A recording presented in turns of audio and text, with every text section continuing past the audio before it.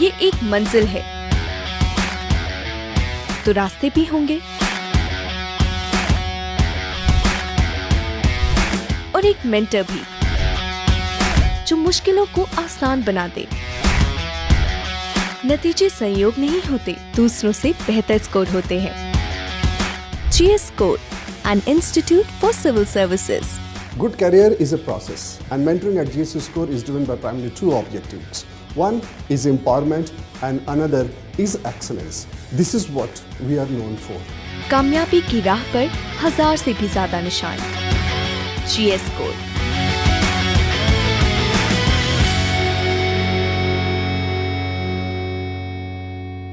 Hello everyone, this is Dikshita Joshi. I have secured rank 58 in this year's Civil Services examination, and today I am going to share my strategy for GS1 with you all.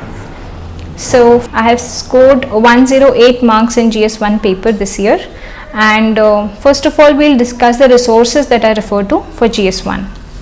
So the topics that are there in GS1, first of all we have art and culture. For art and culture, I refer to same sources as I referred for the prelims. The Tamil Nadu History Board textbook for the ancient history. Then I refer to Nitin Singhania's book for art and culture for important themes like paintings, and for Indus Valley civilization architecture, and for Maurya Empire, Gupta Empire architecture.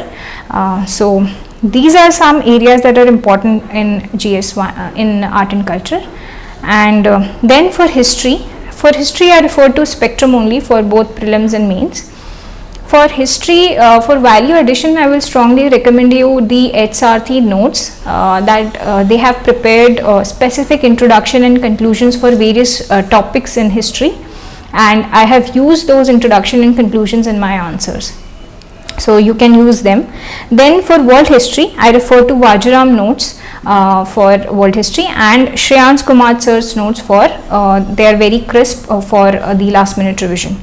Then for geography, I did refer to 11th-12th NCERT only, and for areas like industries where we find difficulty in finding proper material, I refer to HRT notes on these topics.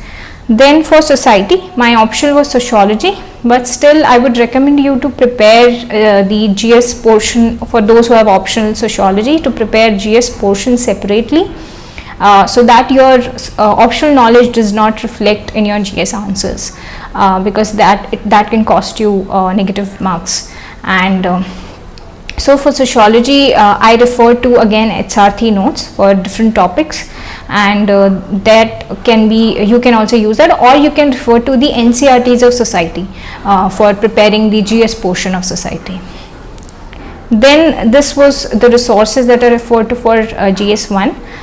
For answer writing, I would recommend you, for instance, there is a lot of confusion these days as to when to start answer writing. So GS1 is one subject where you can start answer writing from the beginning itself, because it is a very static subject and the questions will not change, by the time you start writing your mains.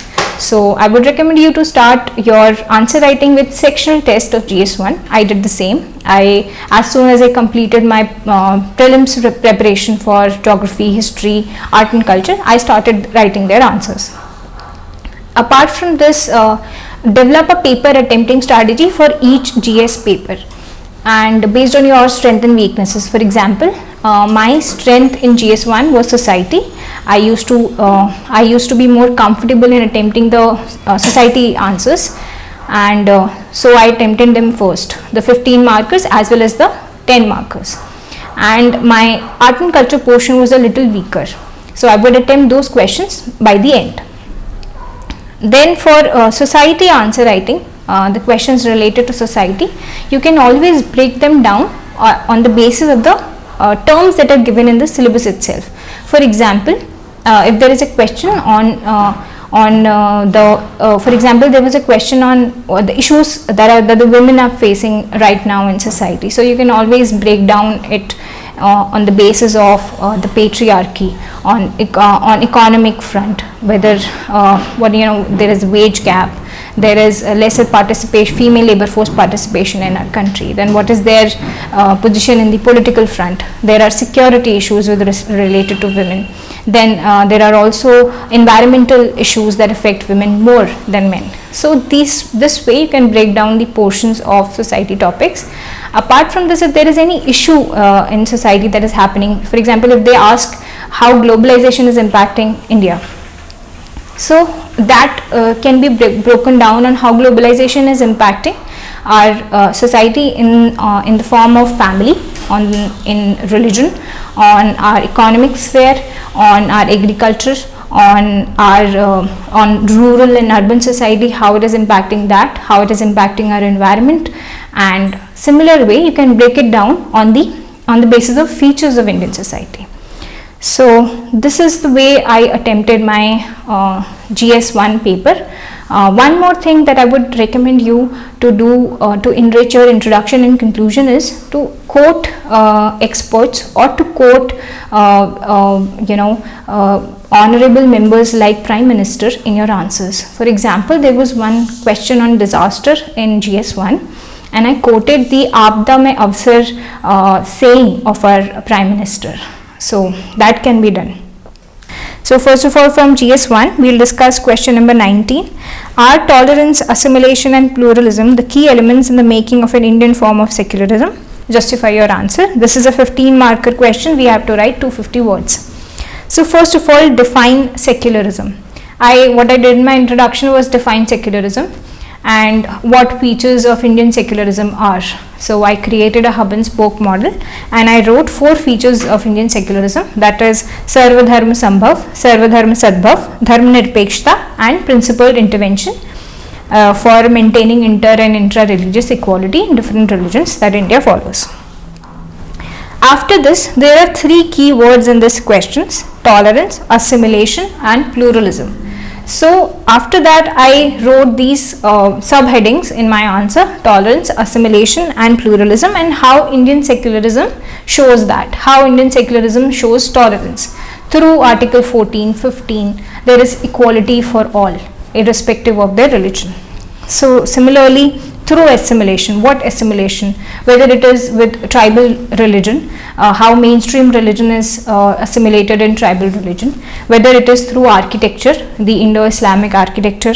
Then there is caste system that has come into different religions because it was there in India in Hindu religion. So this was how I explained assimilation. Then what is pluralism in Indian secularism, and how pluralism is holding up different, how secularism is based on pluralism in India. So there are new sects, new cults that have come up to cater to different philosophies and different groups that were earlier downtrodden in one major religion. Now they have found their own religion through different sects and cults. And I gave example of few sects and cults, and that is how I attempted the explanation of tolerance, assimilation and pluralism in Indian secularism. Now it is asking that they are key elements, and you have to justify that. If you agree that they are key elements, then you have to justify. That is what I did.